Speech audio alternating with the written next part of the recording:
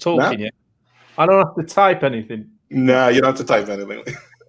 Hello and welcome to the Gooners Podcast. Mike, are you coronavirus free?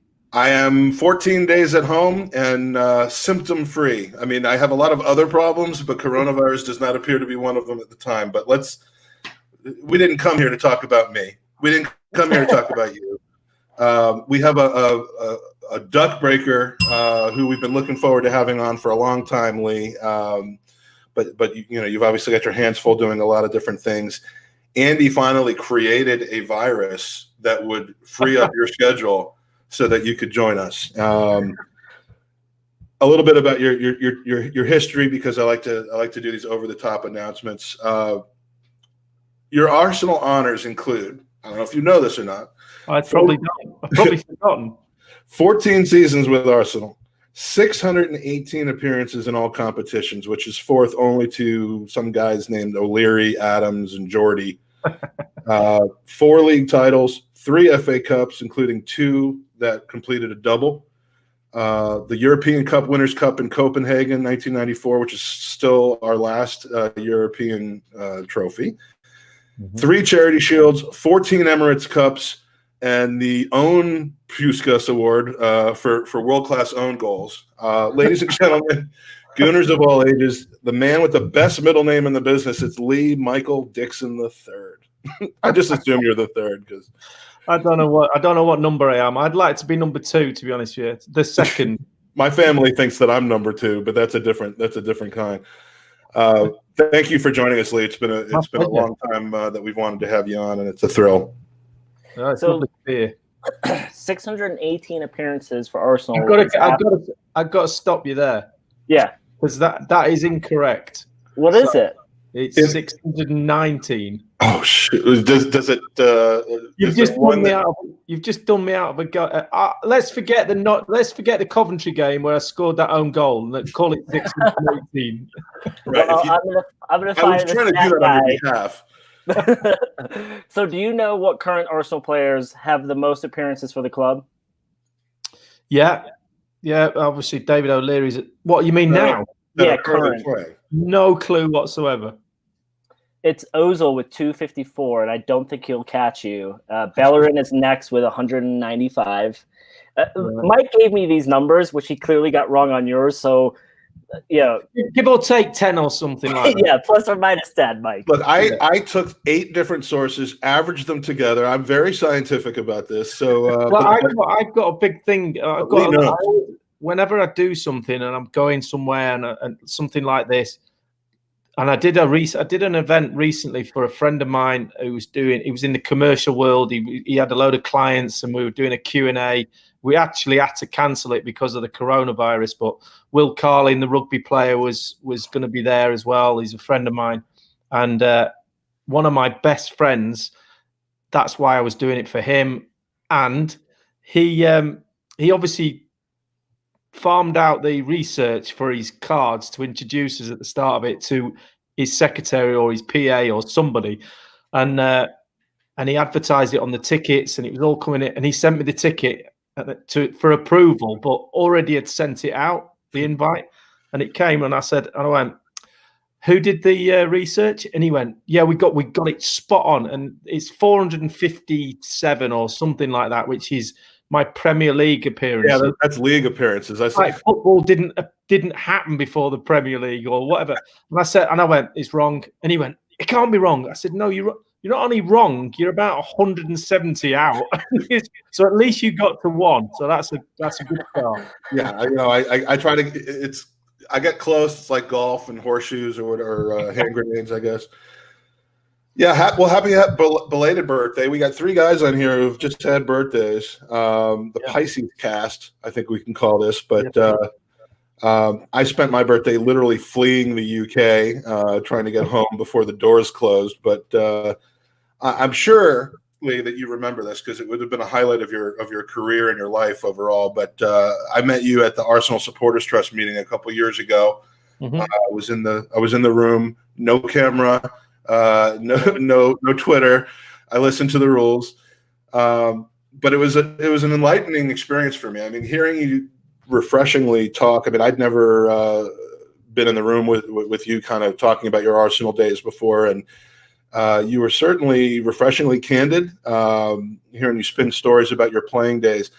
The favorite one that I walked away with was definitely the one you told about playing against David Ginola in the Newcastle game, and we actually got a user question about that from one of our listeners. Yeah. But can you tell us that story? Because it just tickled me to hear how you were able to wind him up. Well, when we got him sent off, that one. Yeah. Because I think it was a League Cup game against Newcastle.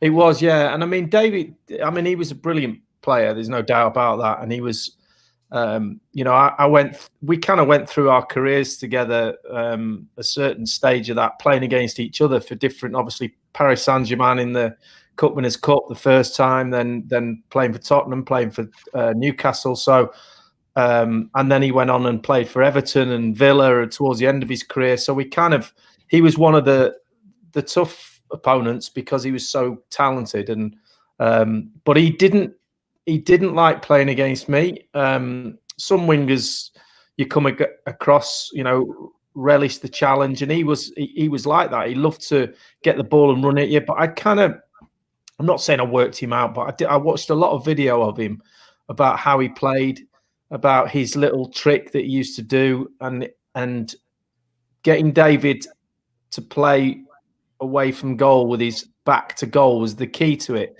But he was so good at this little turn he did it so well and so quickly that he would pretty much turn on you and then be running at you, and then you're in big trouble. So I took it very seriously, the fact that I needed to keep him with his back towards goal and don't let him do his little turn. So I kind of worked out what he did. One trick, little touch, you come into the tackle from behind, and then he has another little touch. So he does a quick touch immediately after his first touch, and it kind of sucks the defender in, and he can roll you. And I kind of worked it out. And that particular game you're talking about was, I'd caught him a couple of times because I knew what he was doing. So he was getting frustrated, and me and Ray Parlour on that side took it in turns to kind of rough him up a little bit. It's just the way it is. It's him or me, and I'm sorry, when it comes down to 90 minutes, it's going to be me every time. So I'm going to make sure that I play all the dark arts. I use all my tricks, as well as trying to use my brain to stop him playing. So I caught him a couple of times, and he was getting a little bit frustrated. And then he then started to wander across the pitch, and the back four promptly decided to, every time he went across another 10 yards, someone else would come in and give him a whack. By the time he got to the other end of or the other side of the pitch, Nigel Winterburn had taken him out. And I'll never forget then that we all give him a good kicking across the pitch. And by the time he got over to Nigel took him down, and David got booked for diving, which was hilarious, based on the fact that we'd all took a chunk out of his shin pads on the way over. And in the second half, one of the little, fullback tricks that not just me uses a lot was, when a player starts to make his move towards the fullback to get away from you, to get the ball to feet, is obviously to slow him down by just tugging his shirt a little bit, and it just stops you in your tracks. And I'd done it a couple of times just before this incident, and he kind of kept moving his arm. You can't see me, but he's moving his arm back to try and get his shirt free from my hand. And on this particular occasion, I gave him a proper tug, and he just lost it, and he just whacked around with his elbow and smashed me in the teeth. He did break a tooth, actually, and Kevin Keegan said I went down and I was cheating, but he properly caught me in the back of my tooth, and I had about £1,000 worth of dental work that he didn't pay for, might add. And I did wind him up over that the next time I saw him, that he owed me £1,000, and he got sent off. And that was I think that was all of my occasions rolled into one, playing against him, the frustration of that, because I would have said, he always says that I was his hardest opponent and he hated playing against me. And I take that as a huge compliment, because he was a sensational footballer. Well, the respect is clearly there, but he did about a year, and maybe you said this at other times, but about a year after you told that story at the AST meeting, he was asked by Sky Sports who the fullback was that he least liked playing against, the toughest defender he played against, and he says, once when I was playing with against Newcastle or with Newcastle, I was red carded. Not many times in my career, but it was against him. I had a red card at Highbury, and I hadn't done anything. he was just tackling all the time, insulting me in French. Were you insulting him in French? No, that's artistic license. He's made that bit up. I can't speak a word of French. Well, I can speak 2 words of French. Maybe it was those 2 words I used. In the heat of the moment, who knows? He said Lee Dixon was the toughest, probably. So, the best story. Let me just tell you this quick story. The best story about David Ginola, and I probably didn't tell you this one, was when he moved. He went to Everton, and we were playing at Goodison Park, and he was playing against. I was on the bench. Arsene had left me out, give me a rest. I was my last season, so Oleg Lushny was playing right back, and anyway, in the second half, Oleg pulled his hamstring, and the boss turned around to me and he said, and David Ginola was playing on that left wing, and the substitution went up, and Arsene went, right, get yourself on. So I ran over to the far side where my right back position was, and it's where the Arsenal fans were congregated as well. And they kind of looked over who was substitution. Oleg went off, and David Ginola was standing there with his hands on his hips, and because he looked immaculate in his kit. He had a great body for a kit. He just looked great on him. Everton badge was gleaming in the sunlight. And he was standing there, and he looked over. His hair was blowing in the wind, and he looked over, and he saw me coming running on the pitch from the far side, and all the Arsenal fans in the corner started singing, "Dixon's gonna get you, Dixon." And David Ginola looked at the Arsenal fans, and he looked up at the sky, and he goes, "I thought I got away from him because he was on the bench," and sure enough, we had 20 minutes together. It was fun. Oh, that's beautiful. I love the camaraderie and the respect that's built into the rivalry. I mean, it's kind of we're really good friends now. Versus we're really good friends now. Every time I see him broadcasting, we always have a good laugh and a big hug and a kiss. And he's a lovely guy. That's great. Love the story. Thank you, Andy. You want to kick us off as we do the career retrospective here? Yeah. So going back to your earlier career, or the start of your career, you're not a London boy, so you're from Manchester, a City fan before it was popular, which makes sense as your dad played for the club. My dad played for West Ham as a youth, and he tells me his biggest regret in life is that I'm not a West Ham supporter. But by 84, you're playing in front of 1,600 people a week at the 4th level of British football for Chester City, finishing at the very bottom of the Football League, escaping relegation for an entire league, because back then it was an election where clubs voted on the bottom 4 teams and the winner of the conference, which seems crazy and a little corrupt. But I have 2 questions on this. What was the team spirit like back then, if you can remember, just being in that situation? Well, I was at Burnley my first club as a professional was Burnley, and they were in the 3rd division. But I got released after a year as being a pro footballer, and that was a big shock to me. That I was kind of the greatest moment in my life at that point at 18, signing pro forms. I was so proud of the fact I was a professional footballer. I remember walking out my garden where I was still living with my mum and dad, and I'd walk out the garden down the village, and I'd walk into random people I didn't know, and I'd say, "Hi, what do you do for a living?" And they would say, "Who's this weirdo?" And they go, "I don't know. I'm an accountant." And I'd go, "All right." And then they're hoping they'd ask me what I did, and I'd go, "Yeah, I'm a professional footballer," because they didn't know who I was. And they'd go, "Wow, that's cool." And I go, "Yeah." And I was so proud of the fact that I'd made it as a pro. Andy does that about the podcast. He just walks around Denver like, yeah, I do. What's your side job? Absolutely. I so many restraining orders. I got released, and I went to Chester City, who, as you quite rightly pointed out, were the 92nd in the league, which is doesn't go any lower. And it was kind of like Okay, so I'm still a pro footballer, but I'm right at the bottom. And we were fortunate to have a manager called John McGrath, who used to play centre half for Newcastle back in the 50s and 60s. He was a big, massive, huge figure of a man, but a brilliant personality. He sold the club. He sold playing for Chester City to me, and he didn't have to.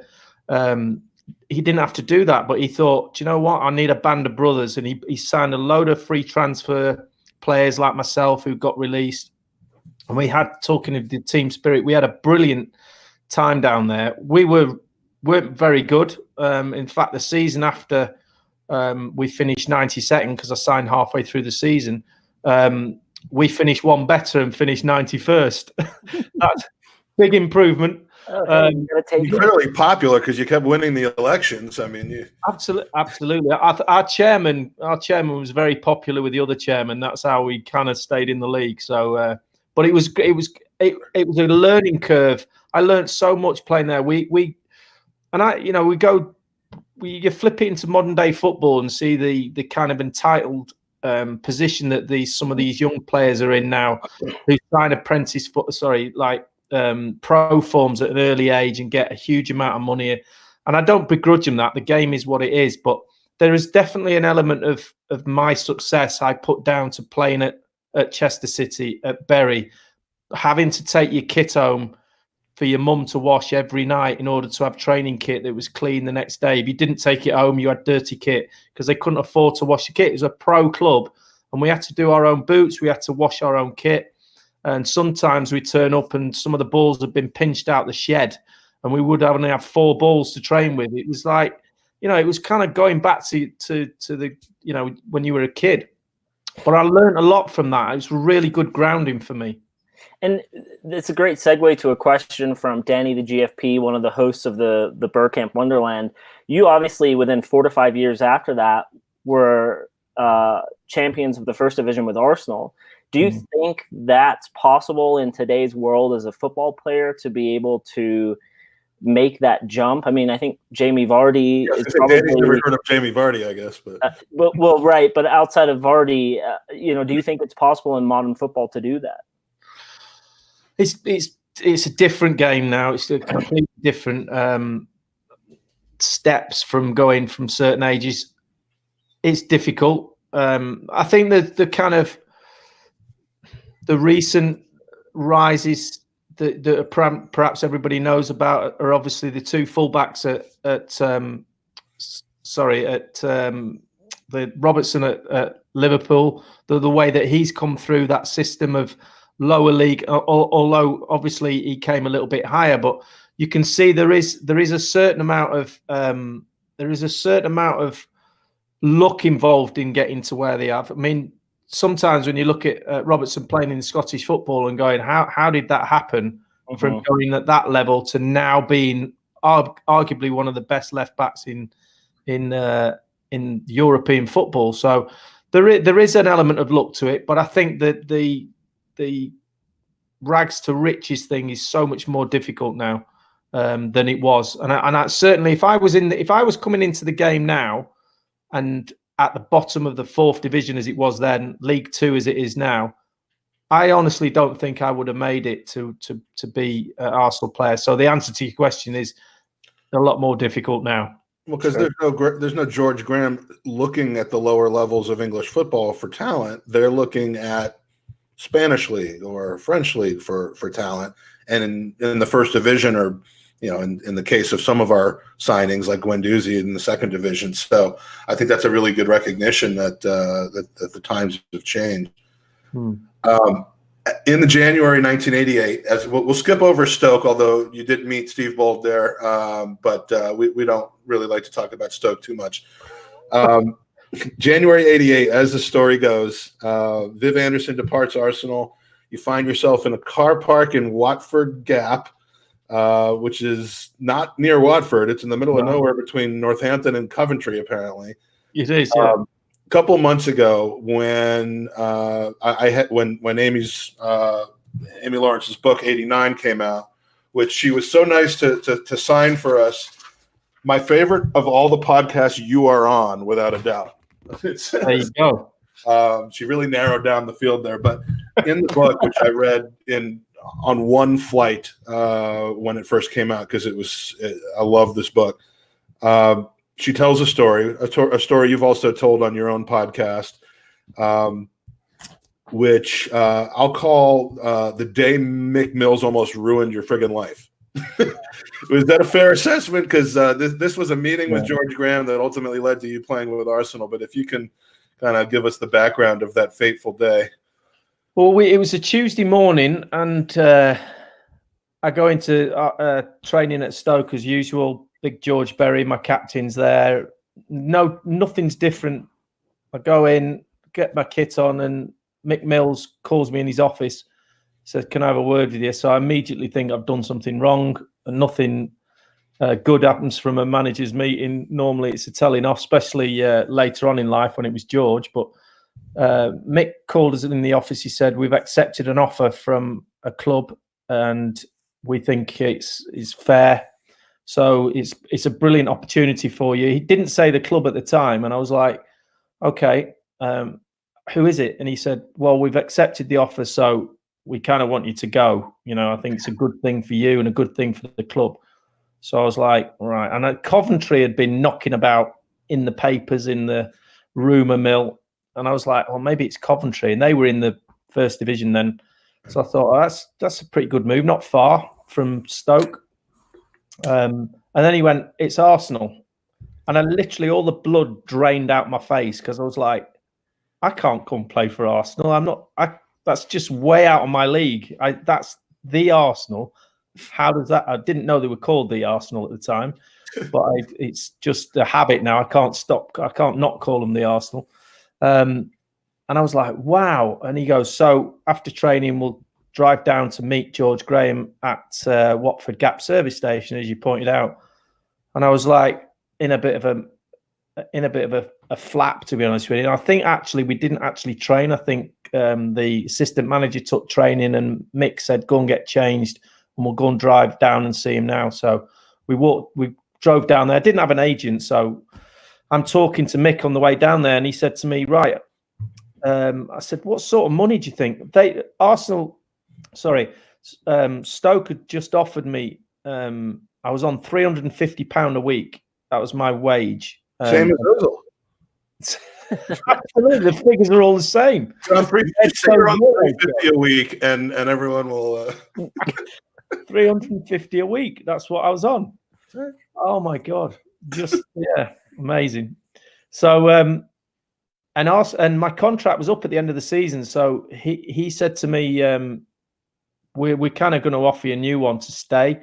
So they were a bit worried about me running out of contract and not getting a fee for me. So they offered me $500 a week. So that hadn't signed it, but that was on the table. So on the way down there, he said, "Right, when you see George, ask for £1,000 a week, because that's what first division footballers are getting, £1,000 a week." And I was like, wow, that's amazing. That's everything that any player would ever want. 1,000. It was just a magic number back then. So I got that in my head, went down, talked to George, sat in his Daimler Sovereign car in the car park. Mick went in for a cup of coffee with Steve Burtonshaw, the scout at Arsenal. And we sat in his car and chatted, and "I'm going to do this. I'm going to build a team. You're young and you're hungry. You're exactly what we want." And he said, put his hand out and said, "Let's shake hands on it." And I said, "We haven't talked about money yet." I've just had a baby. I just had a baby. My first child, Joshua, was 6 weeks old. We were living in a house in Stoke that I paid £38,000 for. And the equivalent house I ended up buying was £175,000. So you can see the difference and it was the same house. You literally could have picked it up, moved it to Hertfordshire, not far from where you're, Hemel Hempstead. And so the difference in lifestyle was huge. So I obviously had to look after my family. And George said, "So right, okay, yeah. So what do you want then?" And I said, there's the words from Mick Mills, £1,000 a week. George's face. He was sitting. I remember him looking. He was like this. The steering wheel. I'll do a picture. There's the steering wheels here. I don't know if you can see that. Steering wheels here, and he was looking out the window, and he just went like that. And he looked at me, and I was like, "I'm what I said." And he went, "You want £1,000 a week?" And I said, "I think so." And he went, "Deal's off." He said, I've got international footballers who are not on £1,000 a week. He said, I can't believe that we've got you wrong. We've watched you for 6 months. We thought you got the character right, the play, everything. You were perfect for us. And we find out now you're a money grabber. Got out the car and walked in. Mick Mills came out and he came straight up to the car and he goes, and I won't swear because, I don't know who's watching this, but he looked at me and goes, what the have you said? And I said, I told him exactly what you told me to tell you. He went, he's just told me the deal's off. So we drove back to Stoke and that was it. It was all over. And it wasn't till that evening I sat at home with my wife and she said, what the hell have you done? And I said, she goes, ring him up now. So I rang George up and I said, George, can I come and see you tomorrow? We need to sort this out. And he said, okay, get the train down. So I got the train down, walked up the marble halls. Herbert Chapman's looking at me, the bust of Herbert Chapman. I looked at him and I said, I'm going to sign. Don't worry about that. Walked into his office, knocked on his door, and I said, George, I'll sign for £350 a week, whatever you're offering me. Because he offered me £500 a week, which was what I was getting at Stoke. So I was kind of like, and he said, I tell you what, I'll meet you halfway. And he offered me £750 and I signed on the dot. And that was the best. That was the best 2 days of my life. Lost the deal, did the deal. Did you sleep at all that night? Yeah, I spent all my money on my mortgage for the next 4 years trying to live because it was just standard of living down in London, mate. I tell you. Now I'm gonna show a gap in my research. Is Mick Mills still alive?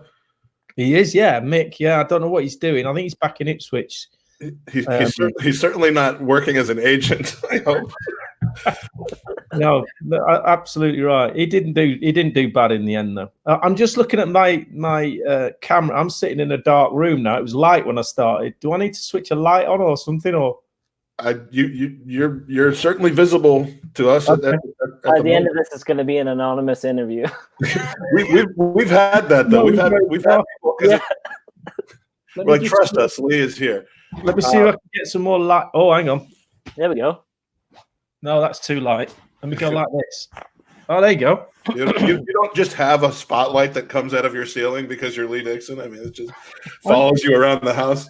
I'm self-isolating in my bedroom because my wife's got a conference call. She's downstairs doing that, and the dog's wandering around the house trying to find the pair of us. So we're in the same boat then.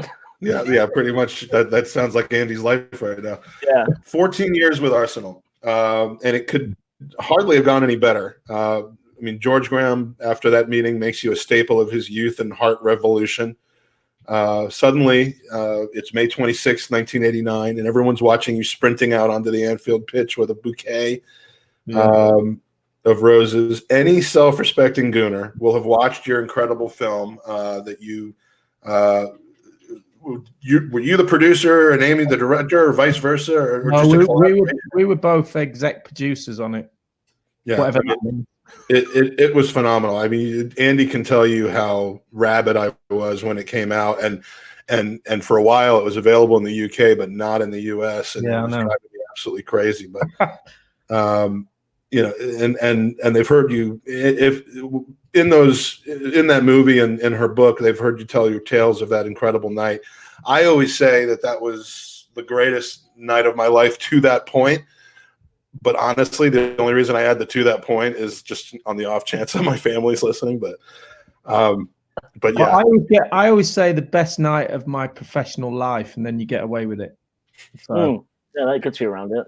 Gets you out, Andy. Oh, sorry. Can you share some of your Andy's personal? Transfixed. I was muting because my son's going mental downstairs. Can you share some of your personal recollections from the day that stood out to you most? That from pre-game talk or even just waking up, knowing what you had to do, to a couple hours later when you're, in the locker room celebrating? Well, the thing was, it was such a weird season, and we've said this a million times in the documentary, and every time I speak about it, is because of Hillsborough, because of what happened at Hillsborough, because of the delay in the season, because of the extraordinary, unprecedented way that the season was about to finish, with that gap and the two teams going at it, and Liverpool being favourites, having got that goal advantage that they had. All of that sort of stuff was, you've got to try and escape that. We had 2 weeks of training just at the training ground with no games, just thinking about, or we could have just been thinking about that game coming up. But George was brilliant. He made training really lighthearted. Everything was fun. There was no pressure on us. I think kind of because we had to win by 2 clear goals, the pressure was we relieved the pressure a little bit, because in all honesty, it wasn't going to happen. We're playing Liverpool. They'd gone on this amazing run. They caught us up in the end by winning game after game after game, put us under so much pressure that this young, sort of brash team that George had put together would fall apart in front of everybody's eyes against Derby at home, Wimbledon at home. 2 games that we win those 2 games, the season's done and dusted, but we fell apart. We literally started to crumble in front of everybody's eyes, including our own. And because we were a young side, we couldn't quite hold it together because we didn't really know what we were doing. We were just, off the cuff. It was like this guy was trying to get us over the line with these brilliant sort of schoolmaster tasks he was giving us to whip us into shape and finish the season, but we just couldn't. I think the emotion of Hillsborough obviously got to the Liverpool players, and the season quite rightly had been suspended. And at the time, I thought it should have been just cancelled. I didn't think football should be played again, but in the long run, it was the right thing to do. In hindsight, you look back, it was the right thing to do. I think playing, delaying the season was perfectly the right thing to do. And but leading up to the game itself, we were really relaxed going up there. George didn't want us hanging around, being there overnight, so he took us up on the day of the game, which was really unusual for a game of that midweek kind of. Actually, I say that because it was a night game. A lot of the time we would have travelled on the day of the game, and that's why we did. He didn't want it to be different and go the night before, make it bigger. So we did travel on the day of the game. The trouble was we couldn't get on the coach. Yeah. We literally nowhere to sit because every Tom, Dick and Harry had come out of the club. There was directors that I didn't even know were still alive who were popping out. We've heard that from Alan. We've read that in the book. I mean, it's crazy. You'd think the first people on the bus, with a guaranteed spot should have been the team. Well, the thing is as well, we're pretty superstitious lot as footballers, and that's my seat. You don't sit 12 seats back, one off from the back of the coach, because that's my seat, and I sit there and I play cards with the lads, and so nobody sits in anyone's seat unless you're one of the directors who comes up who doesn't know what he's doing, has never been to a game for like 5 or 6 years. All of a sudden it's like, who's that bloke sitting in the seat? So it was kind of a bit crazy, but it all worked out in the end, and we got there. And the flower thing was a really lovely, typical Arsenal thing to do, and it relieved a lot of the pressure because there was definitely an element of, I felt, should we really be here? Is this really happening? Does everybody want Liverpool to win? And is it right that Liverpool won? And the handing of the flowers was almost like I remember giving it to this lady in the COP, and she looked at me and said, thank you. And it was almost like she'd give me permission. I've said this before, like she gave me permission to say, it's okay now. Let football start again. And I got on an amazing rush of adrenaline running back to the halfway line. And I remember that when we started the game, I just couldn't wait to get going. I was ready. And the game itself was such a shocker. It was like the first half was terrible. It was just, but we had a game plan, and George set it out. He said, this is what we're going to do. This is how we're going to play. We surprised them a little bit with 3 at the back, and me and Nigel pushed into midfield and got tight on their wingers. They're 2 probably arguably best creative players. Ian Rush was obviously their best goal scorer, and he didn't last long. And it was a case of trying to stifle them and get in. The biggest message was getting to half time at 0-0. And that surprised them. They were expecting us to come out, and they were looking forward to us having a go at them so they could pick us off and get 2 or 3-0 up at half time. Did you feel probably not after because there was so much jubilation, but was there any guilt because you kind of brought along the idea of we shouldn't be doing this? And it was such a tough time. I remember I was so young. It was the first moment my parents had to explain death to me when Hillsborough happened. Yeah. So was there any guilt that you had when you sat down and thought about just the whole picture of it, or did that just never enter because of the whole jubilation of everything? Yeah, no, the moment those flowers got handed over, that was it. It was. Yeah. I'm not saying we didn't think about Hillsborough again. We did, because at the end of the game, I remember that virtually the whole of the COP stayed and applauded us getting the trophy, which is amazing. It was amazing, and I've always had a soft spot for Liverpool in that respect. Not only because I used to go there as a kid to watch City. I used to stand on the cop with my friend, and I had a City scarf on, and they was good as they put me on their shoulder so I could see the goals going in. Unfortunately, they were all Liverpool goals going in. But so I kind of like the cop. I like Liverpool, and I've always had that in my heart, and that's why I went to the cop to give the flowers. And I've just looked at my video, and I'm actually disappearing. Yeah, I was going to ask if you've got a. I've got a light on. Hang on.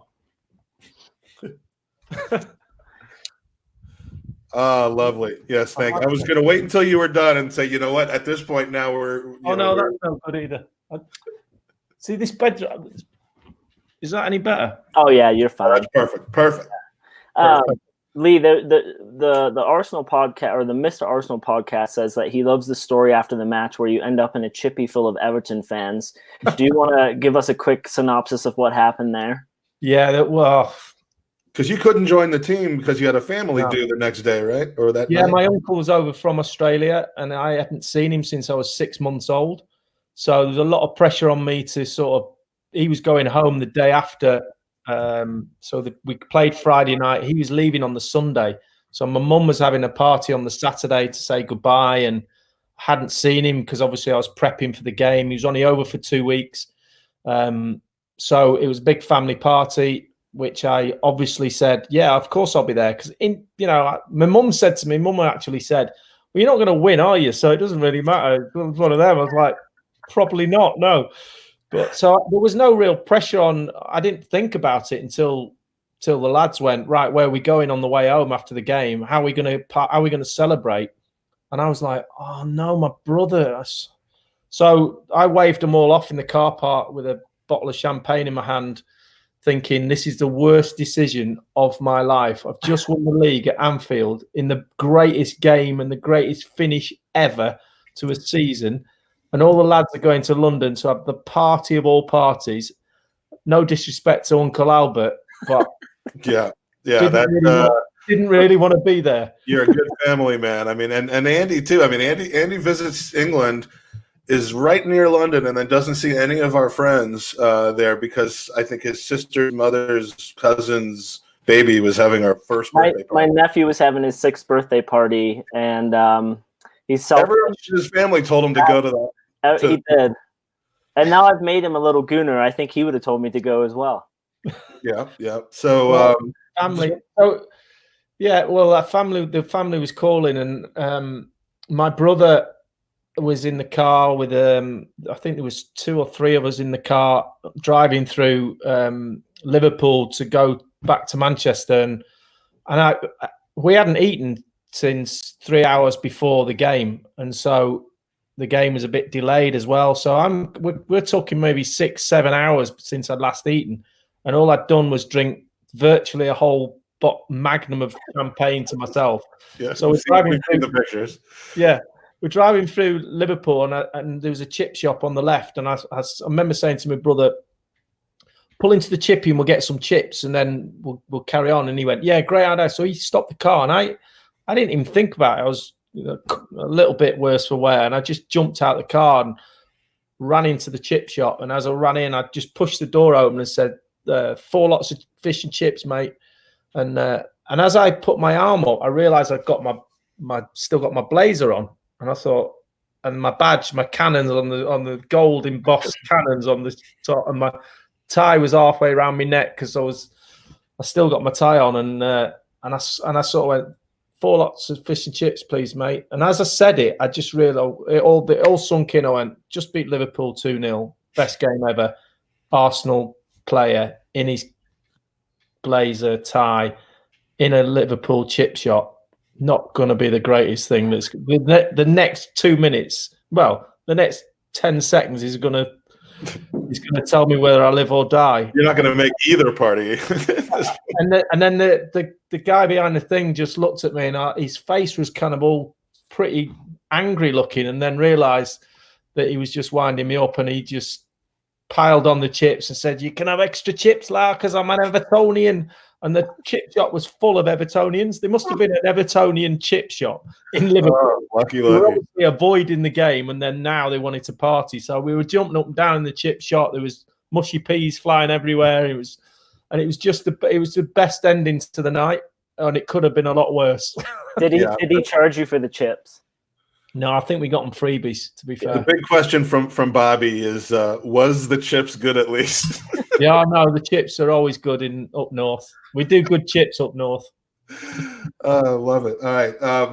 I can already tell we're going to run long, so I just want to ask, we're enjoying this so much. We have so many people that wanted to ask you questions. Go for it. Are you free for a while, or do we want to do yeah. All right, perfect. So just for any Gooner that hasn't seen the 89 film or read the 89 book, which has a lot of additional information, what else are you going to be doing right now? Order it, buy it, watch it, listen to it. It's amazing. A question about that 89 team from Sebi in New York, who I'm going to assume wanted you to know that he's French and he loves David Ginola. If you had to pick one player from the current squad to play on the 89 squad, who would it be and why? Or could you? One player in the team now that current squad to I guess you don't have to say who they would replace, but someone who you think might have been able to contribute something either on or off the pitch in 89. I think silence speaks volumes, my friend. Wow, that's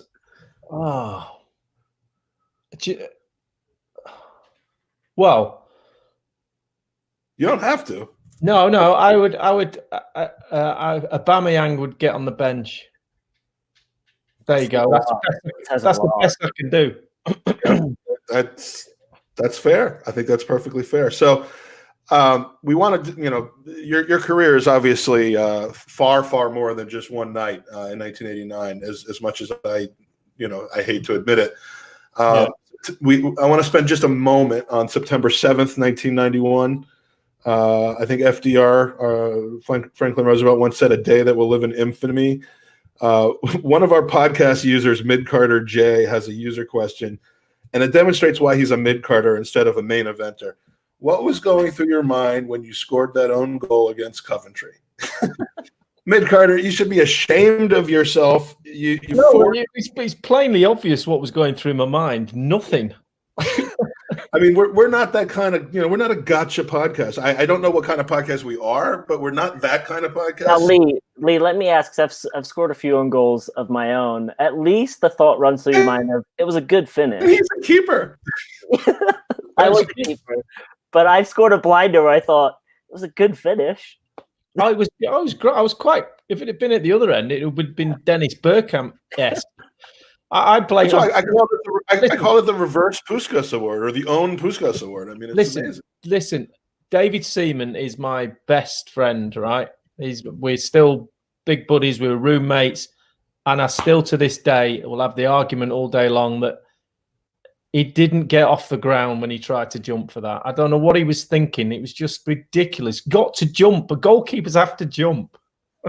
He's the reason I was a keeper, Mike. and still probably my all-time favorite Arsenal player.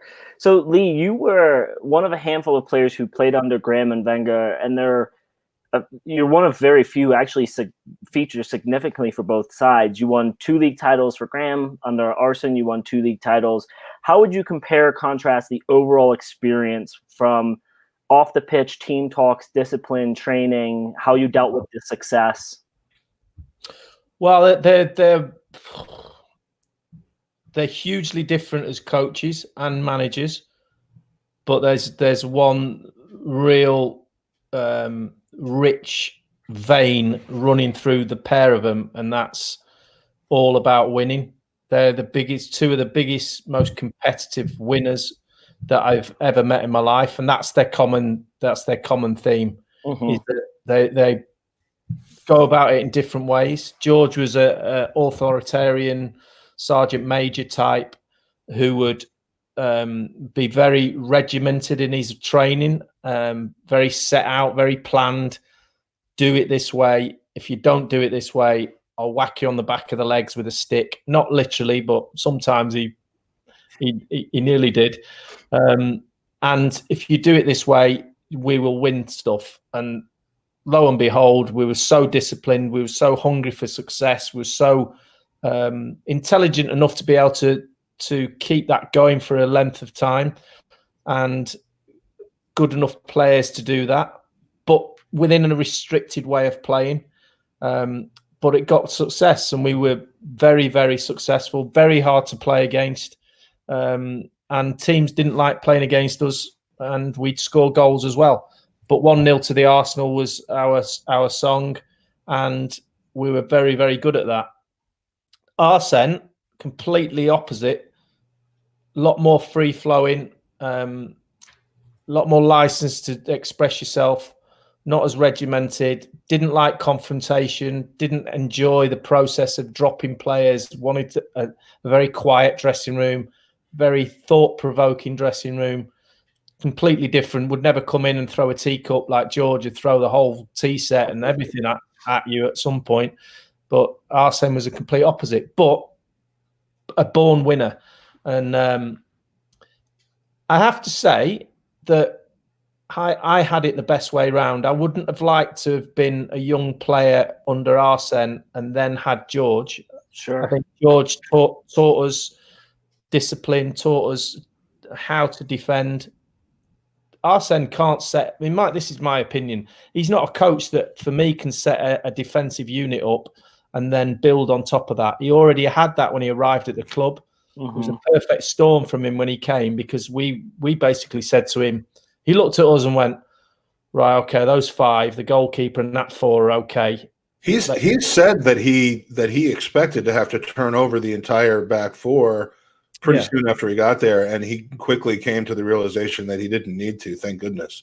Yeah, well, that's some of that's to do with him as well, because we're all sort of 31, 32 when he came. I think Tony was 30, I was 32, Nigel was 32, Baldy was 33, Martin Keown was 32, 31.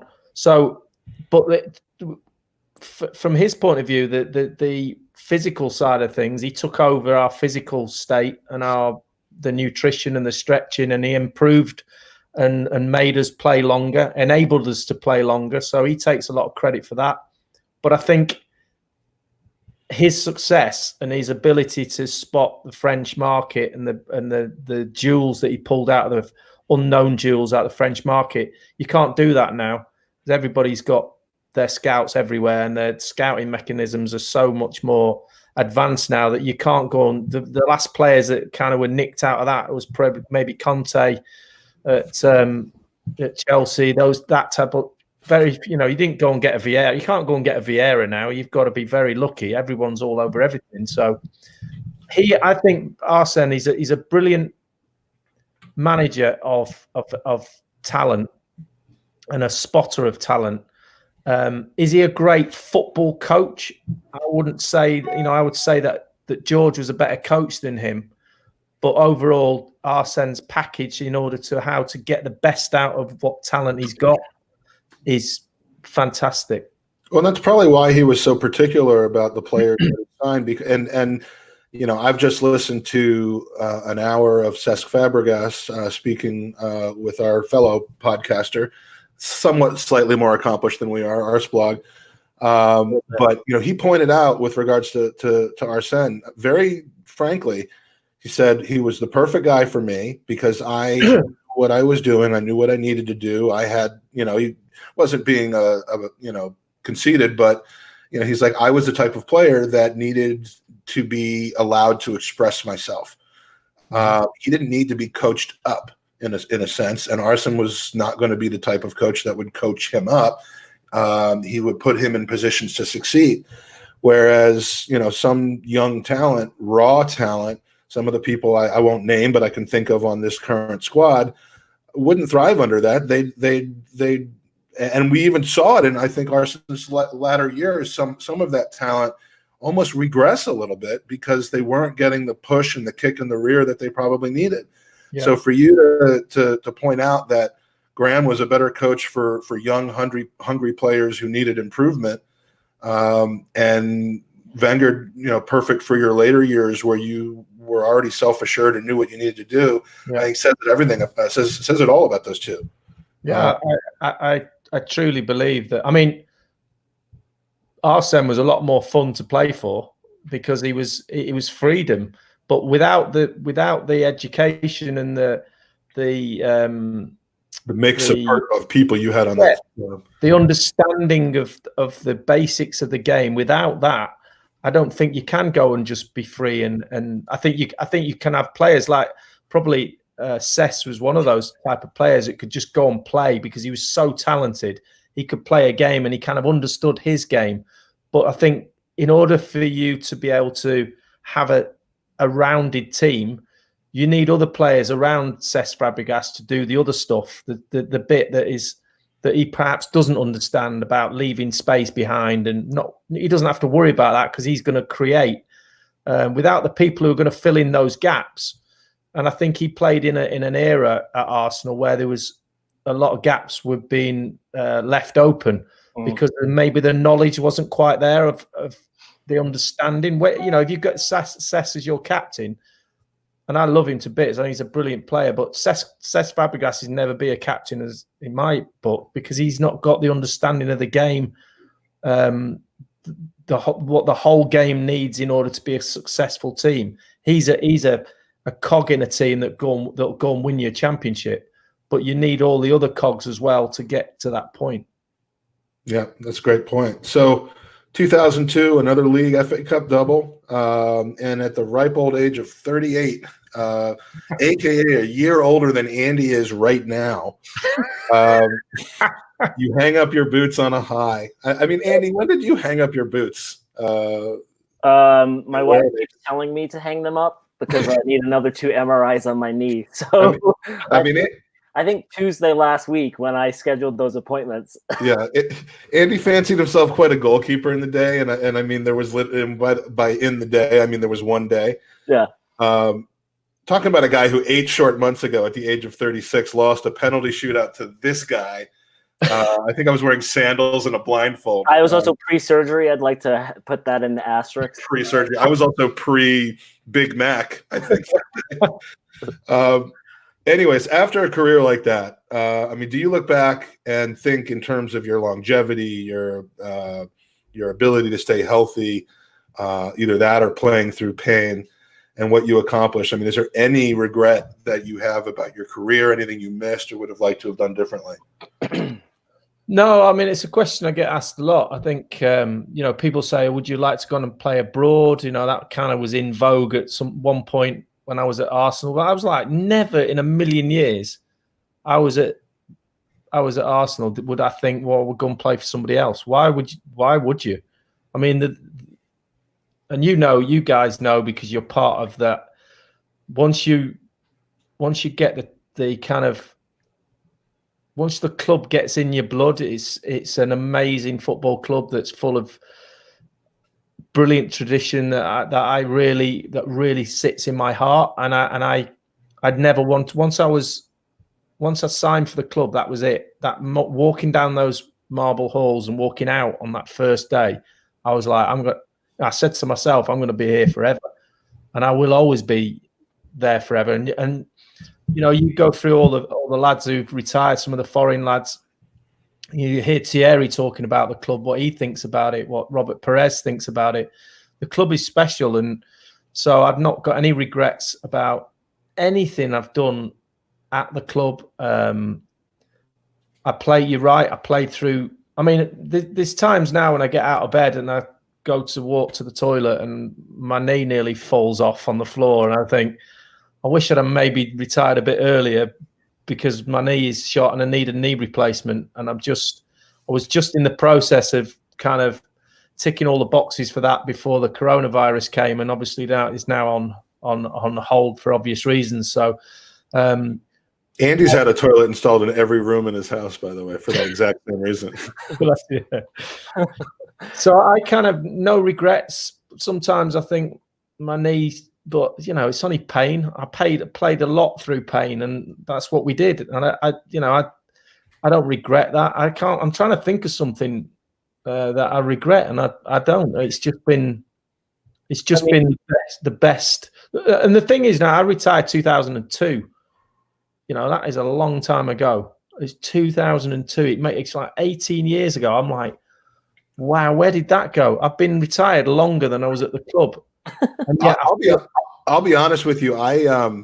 When I moved back to the States in 1990, as anyone who listens to the podcast knows, I through lack of technology and capability and kind of life phase at that point, I kind of lost track of Arsenal for a number of years.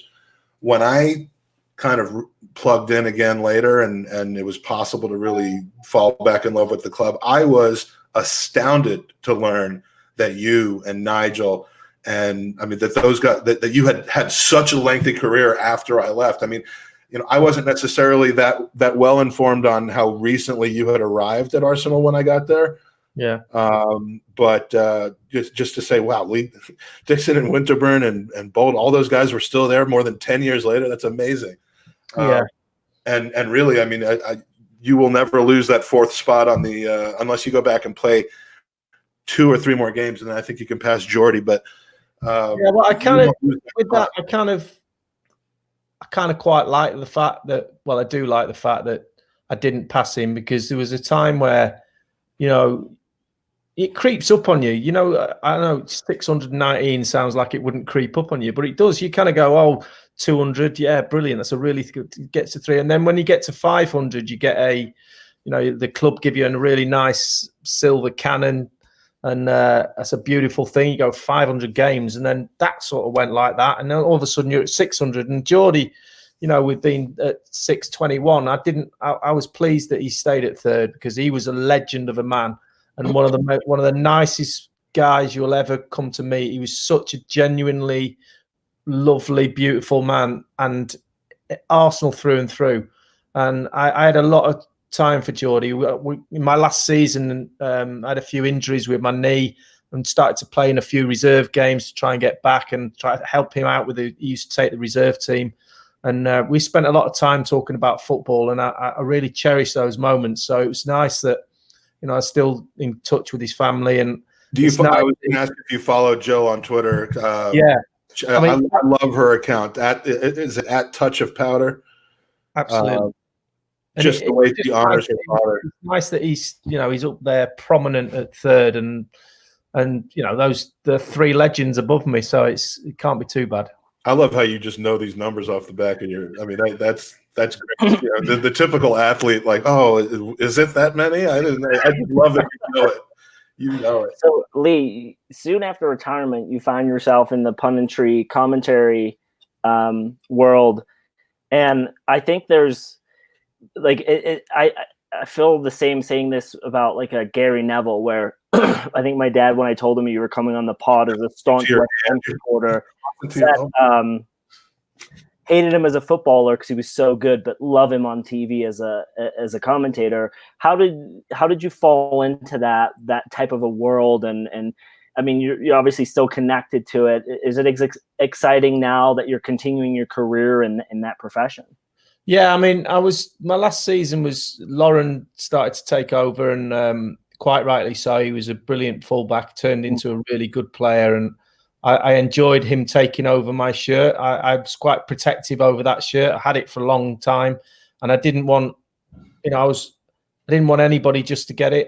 I wanted to be the guy after, Pat Rice, Viv Anderson. Then it kind of went to me, and I was like, handing that shirt over is quite a big thing. But I was happy. Lauren was a really good player, and I was, and he did the shirt justice. So, but I was playing on and off. I wasn't playing that many games, and BBC were asking me to do a few bits for Football Focus and go on. I said, "Oh yeah, I'll come on and do that." And in those days, there wasn't that much punditry going on, and if you could go on the show and string a sentence together without saying, shit or whatever or swearing, then you kind of got asked back. If you're just like, oh, he can speak, it's like, okay, then. So I'll go on the following week. So I started doing a bit for them, and I started to enjoy the analytical side of things about watching moves and players and working that out. And I was reasonably good at explaining what I was looking at, I think, because you get asked back and you start to get asked to do tactical stuff. And so that's how I fell into it. And then, 18 years later, I'm still doing it. And I do love it. I think it's, everyone says, wouldn't you want to be a manager? And I never wanted to be a manager. I quite enjoy mentoring. I quite enjoy talking to players, young players, about positionally, defensively, what they're doing, what they're thinking before games. Not that interested about being on the coaching pitch with them or training pitch. I like to sit down and have a coffee with a laptop and sit there with a young fullback and say, what are you thinking here? What's going through your mind? Because there's so much help you can give players like that. I really enjoy that side of things. That's why I enjoy the pundit side and talking about the game, is because, if I can switch a light bulb on, and it's not that what I'm saying is correct. It's my opinion on what I'm seeing. And if somebody goes, oh, I understand what you're saying, whether they think it's right or not, that light bulb moment for me is gold dust. I just love the fact that we can all share our opinions on football, and now obviously, everybody's the opportunity is there for a lot more players to do it because of the different avenues, and the amount of TV companies out there that have got jobs going is it's getting full up out there now. We did get a lot of questions about, were you ever or are you ever interested in management? So shout out to Cannon Fodder TV and a few others who asked that. And I want to point out in the chat, we have some very loyal and repeat and new listeners in the chat asking a ton. They've all got questions for you. And I just want to apologize in advance because we're not going to be able to get to most of them. We asked in advance for some questions, and I want to prioritize the questions that we got over Twitter, if possible. Otherwise, we'd be here for 4 hours, and Lee will completely disappear into darkness. I've got nothing else to do. Well, hey, Lee, as long as you'll be with us. But Lee, before we segue into the user questions, as Mike calls them, are you still cycling quite a bit? Well, because of my knee, I'm not doing an awful lot at the moment. So I'm kind of waiting for that new knee syndrome. So I'm doing a bit, but it's still pretty sore. So I'm not cycling as much as I used to. So I start training on April 1st. So next week for a charity bike ride. It's called the Triple Bypass. It's 130 miles through the Rocky Mountains. Nice. About 13,000 feet climbing. Nice. So Mike and I have a charity, Gooners versus Cancer. So any money we make through this, we put to our foundation. So as a cyclist, I'd love to see if we could do a partnership where maybe we can raffle off some signed shirts to raise money for our cause. And absolutely. You don't do the ask on the podcast. Oh no, but I want, because we got a lot of people watching and listening. I want them to know. You want to force Lee not to look like a dick. No one's going to say no to that. I mean, we've had great luck with how many raffles how many shirts did Alan Smith raffle off? I mean, Alan was our headline shirt signer from the summer tour series. He signed probably 5 different shirts. We raised total about $16,000 last year to fight leukemia, not for leukemia, because leukemia doesn't need more money, but to fight leukemia, and we're going to do it all again this season. So, and Andy just makes my heart warm knowing that you're going to actually physically put in effort and time and to try to help the cause. It's a great thing that kind of I'll help in any way I can, obviously. Gooners are the best people. There's no question about that. I do want to, before we get to the user questions though, first of all, your broadcasting career, now you're compared to the start where you're talking mostly to people who grew up in the UK and know the game. Now you're primarily, I would say, talking to Americans. You're living and broadcasting in the UK, but your main audience is through NBC Sports in the US. Yeah. Have you adapted to that at all, or did you feel it was necessary to adapt to it all? How has that been? Well, when Pierre Moussa, the brains behind NBC's soccer, so you got me at it now. We don't say that. No, football coverage is he put the team together, and it's a predominantly English team, as you know. Kyle Martino is the only American who's on there regular. The rest of us are all English, and his kind of opening speech to us all individually when he spoke to us was, "This has got to be. It's an English game. It's an English league. It's got to be an English broadcast. We don't want you. We don't want you to Americanize it. If you were watching American football, they wouldn't be broadcasting it to you for us to learn it as an English sport. It's an American sport. So the Dallas Cowboys are at 6s and 7s. I mean, you wouldn't." That was his remit, and absolutely, as soon as he said that, I was kind of like, right, I'm on board, because the last thing I want to do is go on there and not be authentic and talk about the quadrant this or the whatever you want to, whatever the Americanism in their sports. That wasn't for me, and it warmed my heart when he said that, because I could go on there and say, right, this is who I am, this is my background, and I'm going to color commentate this game as best I can and try and give you some, insight into what's going on. That was it. That's the format. And yes, there is times where you have to check yourself, because it might not be, some things I might say in England when I'm working for ITV, I would say something in a way that I know 99% of the people would understand what I'm saying. Sometimes that occurs in the US, and that's why Pierre, our producer, is so brilliant, is because he understands. He didn't know a thing about football when he started, but he's real quick learner, and he knows that if he doesn't quite understand, there's a chance someone at home in the US might not. So he would ask the question, why are you saying that?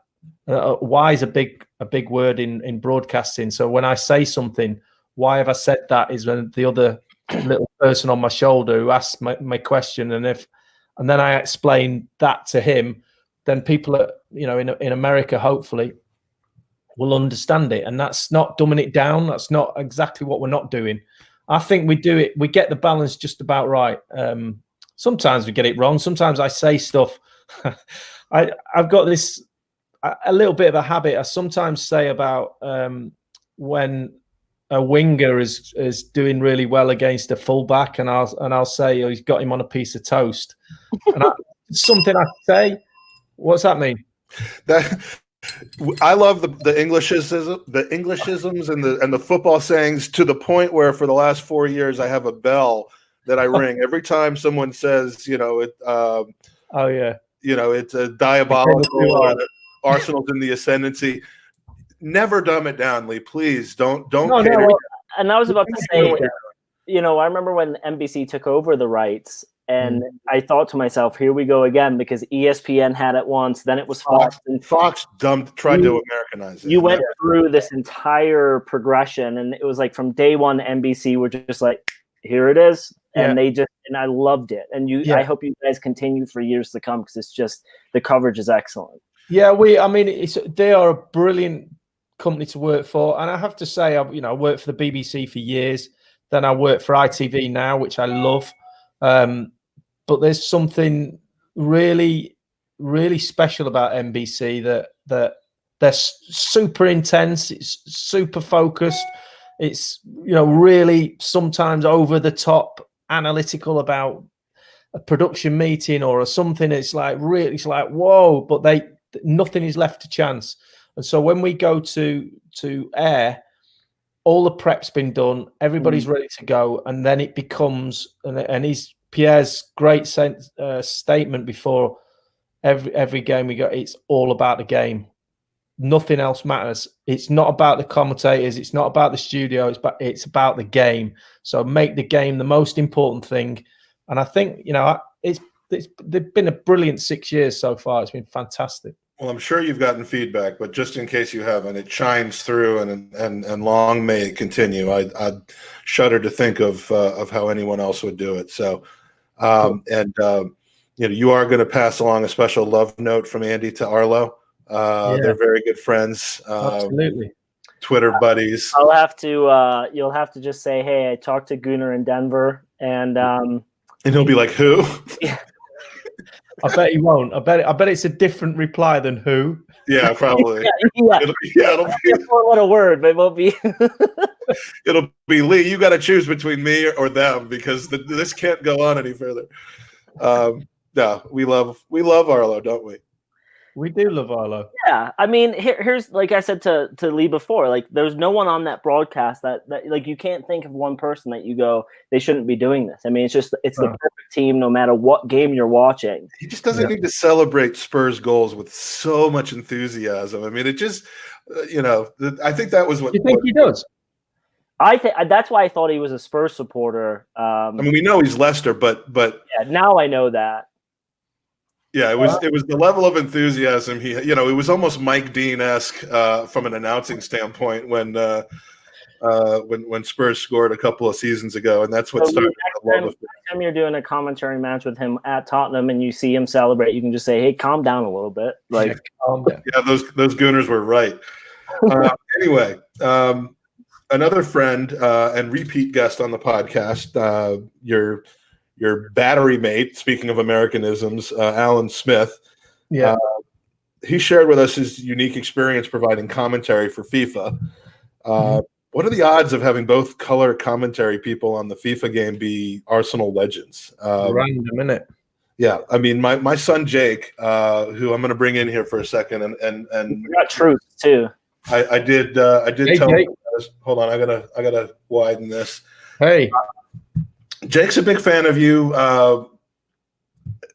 because of what I've told him about you as a player, but also from FIFA. He's been playing all morning, and I think he's got a question for you. Go on then. All right, Lee. How did you get involved with EA and FIFA? And when you were starting out with them, did you demand a bigger wage packet than Alan Smith? That's a funny story, actually.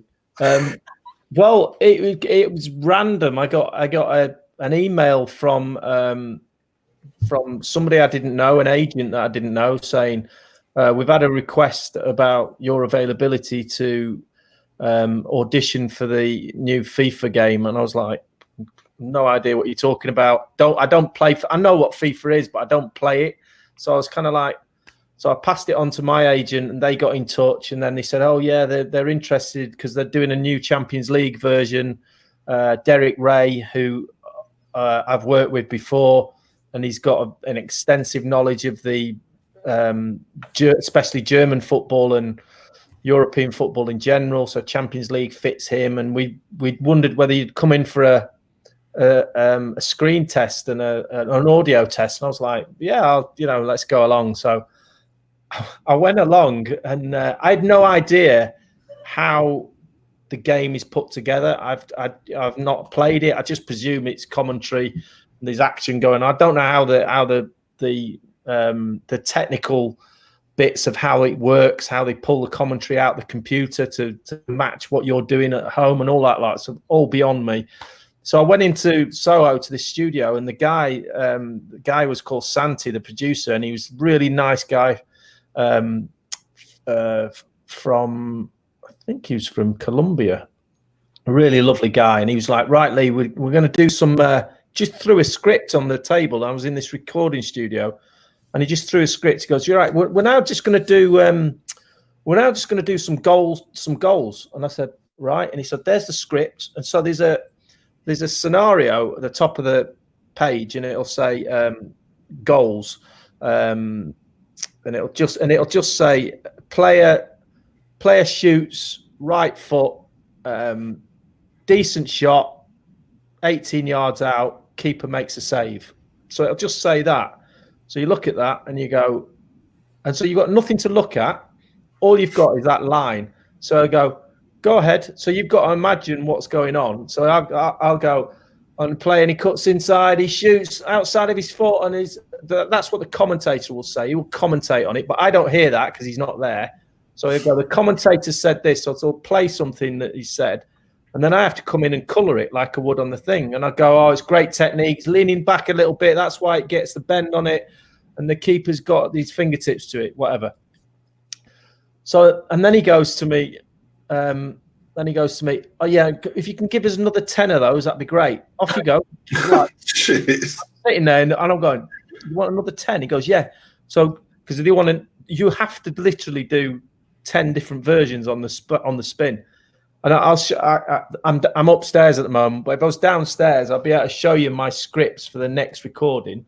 They are this deep.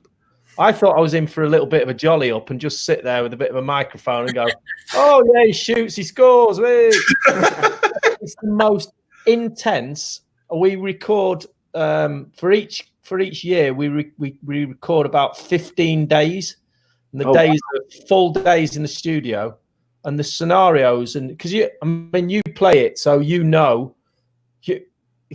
honestly, and some of the stuff that goes on Twitter, they'll go. I'll see comments like, "Oh, stupid Lee Dixon, that was never offside. I can't believe he's made that call." And I'll go on Twitter and I'll go, "You do realise this is not live, and I'm not in your living room, don't you?" It's the only thing we have at the moment, to be honest with you. But yet, James Masdorf Dorp is a question. He said, "Why do you hate goalkeepers so much in the FIFA game?" I've already answered that one. Yeah, because look at the one in the middle of the screen right here. Mm-hmm. It's amazing because I sat for a couple of hours and watched Jake play in a little tournament, a virtual tournament last weekend, and the one he was playing had Smudge on commentary, but I mean, it is apropos to what's happening in the game, and what's happening in the game can't possibly have been predicted ahead of time, but the commentary is spot on. Well, you many different scenarios you guys must be running through. Was there a car park meeting somewhere between you and FIFA about what you would be paid for that, and how much more is it than what you got from Gordon? He wants £1,000 a week. No, I'm sorry. We're gonna offer this to Nigel. I want £1,000 a word. Yeah. All right. Well, that's great. That you play. I'm pleased that you. It's funny because my daughter's boyfriend, they live together in Balham. They got a flat together in Balham. He plays all the time, and my daughter comes home from work and she opens the front door, and all you can hear is me in the living room, and she'll just shouts to him, "Can you turn me dad off, please?" That's great. Yeah. All right. Well. All right. Thank you. Nice to meet you. Thanks, Lee. So, and before we finish off with some user questions, the latest multimedia conquest, because you're on video games, you're on my television, now you're on my podcast app. Literally my favorite people have gotten together to do a podcast, which you've just started about 3 or 4 months ago. Andy, I mean, if you want advice, Andy's been doing it for 4 years. He's a pro. But Amy Lawrence, James McNicholas, who I'm an enormous fan of. I actually just saw his one-man show in Soho. That's one of the few things I got to do before I left. Oh, brilliant. I have not seen him. Oh, when the world comes back together again and he starts doing shows again, it is brilliant. Oh, right. Stoney, in fact, we did the podcast this week, and I was, just before I left, I said to Ian, Ian, any chance of you doing why don't we just do a Zoom like stand-up? Why don't you just entertain all my friends? I said, and then Amy went, yeah, great idea. And he went, oh, I'm thinking of, yeah, maybe. So we're just trying to get him, and he said, or maybe James as well, trying to get to do a stand up 40 minutes, and I'll get we can get loads of people to we're all sitting. I would kill for that. I mean, anyone who I'm not familiar with Stoney's work in stand up, but I mean, people that know me know that I just think James is hilarious. He's one of my favorite guests I think we have on here. Yeah, and couldn't be a nicer guy. He's a lovely guy. I saw him both at his show. He came out and chatted afterwards, and also after the West Ham game, I went up and said hi. He was still sitting in the in his row in the press area, and just a nice guy. And the three of you, Amy,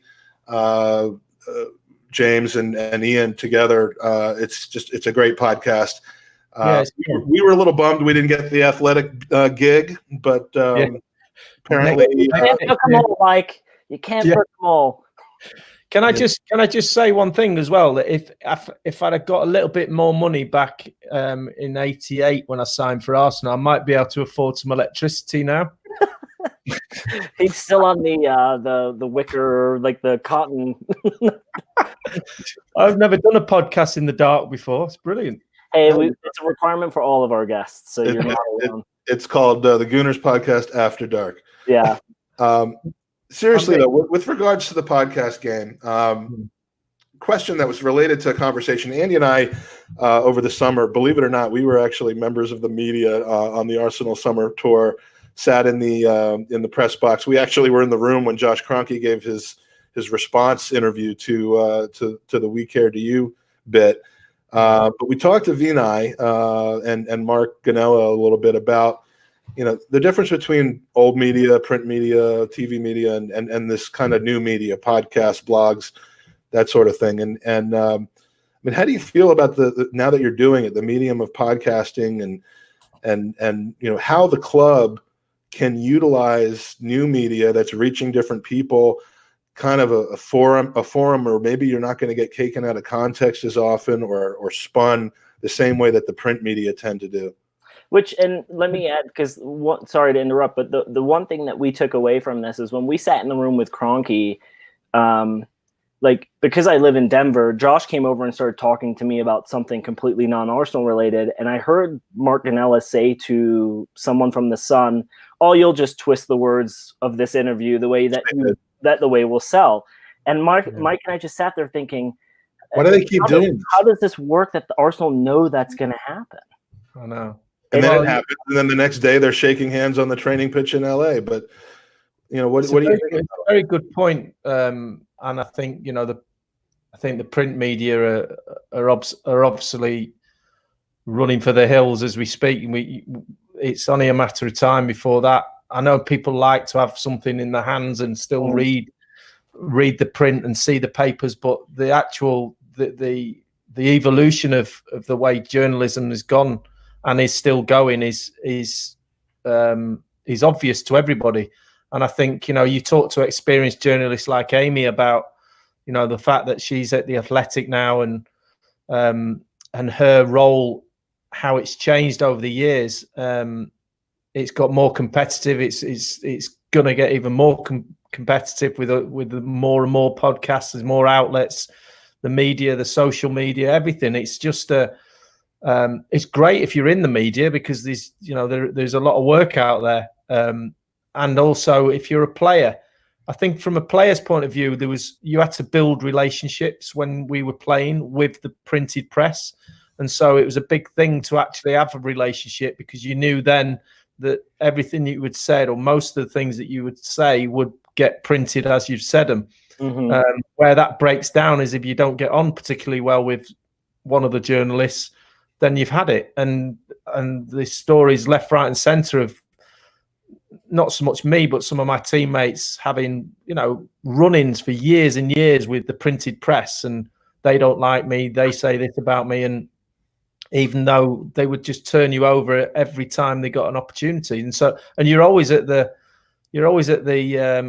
target because you play once, twice a week. So they've got you exactly where they need you. And when you're playing well, they don't report about it. And as soon as you have a bad game or you score an own goal, then they're all over you. So I think now it's a lot more difficult for them. But with social media, I think there's a bigger danger lurking in that environment, because the social media side of things, I think, is the anonymity is dangerous. Yeah, absolutely. So there's, you get it some ways and then it's taken away in other ways. So I wouldn't particularly like to be a player now with social media. If I was playing now, I wouldn't be on it. I definitely wouldn't be on it. It's all right saying, gets you close to your fans, and you've got a relationship. They've got no relationship with the fans like we had a relationship with the fans, because we saw the fans in the street. We walked down and met them in a pub. We actually interacted with the fans. The players and the fans never meet now. No. Ever. And I'm just like point out one thing before a serious note. I've just looked. Not only haven't got any electricity in my house, I just looked up and I'm on 4% battery on my laptop. So when that goes, my charger's downstairs. My wife's a conference call, so I'm just giving you a pre-warn. If we go off at any moment, it's because of that. That's fine. And we'll push forward with some user questions, and perhaps if you're kind enough to, which I'm sure you are, and we'll again put you on the spot, some of the user questions that didn't get answered on the podcast. If we can we do a little Twitter Q&A, absolutely, and make sure we get some answers for those people. Let's do. Let's start. Mike, you wrote them, so you just ping through. I didn't write them. I just let's start with Mark Mertz from the Green Bay Armory, and we may have heard you address this, but just kind of rapid fire. Who was more difficult to defend against in training, Dennis or Thierry? Wow. Well, best player I've ever played with, Dennis Bergkamp. Hardest player to play against, training, Thierry Henry, but Dennis was the best. But it's very close. But I'd go Dennis and then Thierry. Perfect.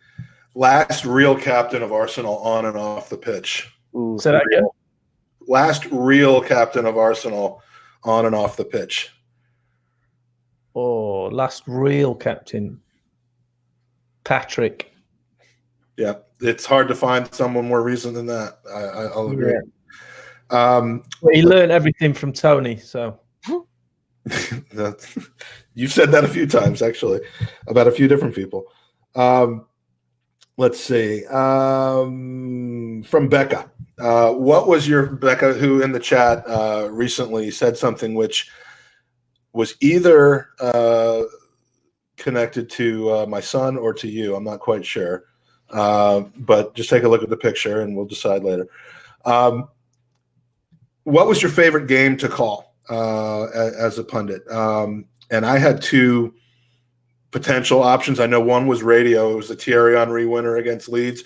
Or was it a few weeks ago when Watford beat Liverpool 3-0 and ended the No, and it could be any game. What was your favorite one to call? Blimey neck. That is a good question. Well, I did the Thierry Henry Leeds. I was doing radio for that. So, and the funny story about that was I randomly, which I never, it's the only time I've ever done it, I lost my reading glass. I lost my my glasses, my commentating glasses. But I thought it's all right because I know all the Premier League players anyway. But they were playing Leeds, and it was kind of like I don't know any of their players at the time. So but luckily it was for radio. Yeah, that's right. So I could just say any player, and nobody knew if I was getting it right or wrong. But I did enjoy that. It's just a brilliant, typical Thierry moment of scoring like he did. Like the finish was just perfect for him. It was just, and I loved his beard as well. I'm trying to grow a beard, by the way. Look, really badly. That's about 10 days now. It's another thing you and Andy have in common. I mean, there's more in common than the cycling, the knee, the facial hair situation. Yeah. I shaved this morning. You shaved before the show. Yeah, I did. I always shave before the show and after the show, just as a way of. Lee, I love this question from our good friend Tom Rosenhammer. Yeah, I want to get to Tom. Tom actually asked 3 questions that are amazing. Yeah. So go on, do that. You got 3% now. All right, the pass in 89, was that preparation and being calm under pressure, or was it panic and just wanting to get rid of the ball? No, I wasn't. I was hurrying. I wasn't panicking. But the reason why it might look as if I was just trying to hump it up the pitch as far as I could was because when John Lukic threw it out to me, and if you watch it on the TV, you can just about see it. But as he threw it out to me, I let the ball run across my body. I didn't need to really have a touch, but as the ball got out on my feet, I looked up and I saw Alan. It was the only ball I had to hit. But as I looked down at the ball again, the ball was rolling towards a big, massive divot, which was just ahead of the ball. And I saw the ball go, and it was just in my time. My stride was just going to get there. It was going to hit this bobble, and it could have gone anywhere. So I literally, that last little stride, I had a little lurch at it to try and get it before it hit the bobble. And I did it was just rising off the ground as I hit it. So that bobble just won us the league. That's what I always say. So many things. That bobble, the deflection for Mickey, and what my favorite thing to point to is John Barnes' moment of absolute insanity. No, but the best one, John Barnes going to the court, not going to the corner and all this lot. But if you speak to John Aldrich about his role in that, he can't talk about it because when the ball got rolled back to John Lukic and he picked the ball up, John Aldrich was standing right in front of John Lukic. And as he pulls his arm back to throw it, John goes to put his hand up to block it and take a handball and a booking and waste time. And you see him go like that and he pulls his hand down again. To this day, he said, I cost us the league because I could have stopped that ball going to Dicko. Wow, I had never heard that before. That's amazing. Yeah. Oh, he can't talk about it now. Yeah, I wouldn't if I were him either. In Tony Adams' second book, this is also from Tom. Tom's huge fan of that era's Arsenal defense, yourself included, Tony. He alludes to a discussion with you on youth level fullbacks not being able to complete rudimentary techniques such as receiving the ball off the chest and passing it all in one movement. Do you still see this in young players, and if so, what's the remedy? No, I think technically the players are probably better than a few years ago. I think the technique-wise, there's a lot of foreign influence in that. I think there's the foreign players tend to get taught earlier a little bit more than they do here. So I think that's starting to rub off in the academies, that technique-wise, it's important to get those things right. So I think that's probably a bit unfair to say that the basics of defending, I think, is gone out of the seemingly the educational program of young players at the clubs. There's not enough emphasis on defending and defenders being there to keep the ball out of the net. Number one, if I ask a load of fullbacks now, if I talk to him, what's your job? They start off going, yeah, support my winger, get the cross in. None of them start off and say, keep the ball out of the net, because that is number one. That's always been number one, always will be number one. I don't care whether you're a Alexander Arnold or a Robertson or whoever you are. If you put 20 crosses in and you concede 2 goals at the other end, you haven't done your job in my book. So that's I think slightly gone out of the game a little bit now, and I think will come back again. Everything goes in cycles. The game won't always be like it is now. The formations won't always be like they are. 4-4-2 starting to come back into vogue again because everyone's playing, 4-2-3-1 or whatever. So if you play 4-4-2, you get an advantage elsewhere on the pitch, and it'll start swinging around again, and then it'll be 3 at the back again. Then it'll be different. It goes around in cycles, but ultimately the game is very, very simple.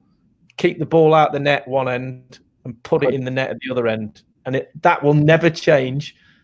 And it'll always be the same. Excellent. And let's if you can answer this last one, and then we're going to cut it off here so we can hopefully end the pod on our terms altogether. before the battery runs out. You've got still on 2%. You're right. All right. The legendary Tuesday Club. Who in the bunch could handle the most booze, and who was the one who could least handle his drink? Well, the Tuesday Club wasn't. We didn't go out every Tuesday. Let's just get this right. We didn't go out when you won, right? Right. We didn't go out boozing every Tuesday. Maybe once a month we'd go for it. We're down to 1%, by the way. We'd go out for a team building thing. Some of the lads used to go out more than others. Tony Adams, Steve Bold, Niall Quinn, Paul Merson, and then a few others knocking about. But I wasn't in the A team. I was a B team. I wasn't a big drinker. I could hold me own for a couple of hours and then I'd be gone home. So, but Tony obviously famously had a history in that, and has been sober now since 1996. But he's got. If you read his book, which I'm sure a lot of you have, you'll hear the stories there. But it was a bonding session, and I would say I was very much a lightweight. So yeah, we recently our friend Rick and myself did a guided tour in the Emirates, which we got to sit through yours sometimes, not sit through, but participate. But Perry was leading it, and he volunteered some stories about the Tuesday Club that were pretty enlightening. So I think we may have lost Lee, although I like the fact that it's just frozen instead of completely dark there. But anyway, we're gonna cut this off now. Lee, thank you so much for joining us. I think you're in the throes of battery running out, so I'll just talk and say it's been a pleasure. I'm sure I speak for Andy in saying that this has been a treat. Thank you for staying with us so long, and we look forward to being able to maybe communicate with you and talk about things a little closer to the summertime. Yeah. Well, Andy, time, guys. Anything else to say before we wrap things up? Oh, there we go. Perfect. Thank you, Lee. Appreciate it. Stay safe, stay healthy, stay isolated, and we'll be back soon with another podcast. Right. Cheers. I do have lights. So that's it. Thanks for joining us. And please click on the like button. Watch us on YouTube, subscribe, and we'll check you out the next time that we're on. Come on, you Gooners.